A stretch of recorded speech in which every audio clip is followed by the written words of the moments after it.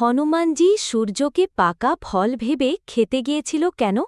হনুমানের জন্মের পর অঞ্জনা আর কেশরী তাকে হৃদয় ভরা ভালোবাসায় বড় করতেন, কিন্তু শিশুটি যে সাধারণ নয় তা খুব ছোটবেলাতেই প্রমাণ হয়ে যায়।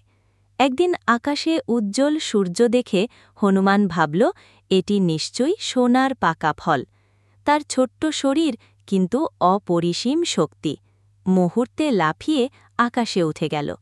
সূর্যের দিকে এগিয়ে যেতে যেতে বাতাস প্রচণ্ড গতিতে ছুটতে লাগল। দেবলোক বিস্ময়ে দেখল একটি শিশু সূর্যকে ধরে খেতে যাচ্ছে। সূর্যদেবের তপ্ত আলো তাকে থামাতে পারল না। পৃথিবীর স্বর্গের ভারসাম্য নষ্ট হওয়ার ভয়ে দেবতারা ইন্দ্রকে ডেকে পাঠালেন। ইন্দ্র বজ্র নিক্ষেপ করলেন এবং আঘাতে হনুমান নিচে পতিত হল।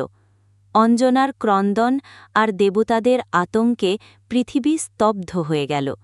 তখন বায়ুদেব ক্রোধে বাতাস থামিয়ে দিলেন। চারদিকে শ্বাসরোধ, প্রাণহানি শুরু হল। দেবতারা ভয়ে শিবের কাছে আশ্রয় নিলেন। শিব করুণা করে শিশুটিকে জাগিয়ে তুললেন এবং সকল দেবতার ওপর দায়িত্ব দিয়ে বললেন, এ আমার রুদ্ররূপ, পৃথিবীতে এর অপমান চলবে না।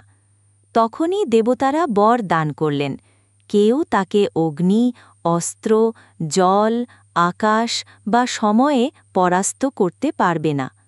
বায়ুদেব আবার বাতাস প্রবাহিত করলেন, বিশ্ব শান্ত হল।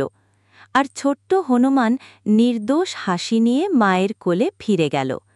পৃথিবী তখনও জানত না এই শিশুটিই একদিন রামের প্রিয় ভক্ত হয়ে ধর্ম রক্ষার ইতিহাস বদলে দেবে।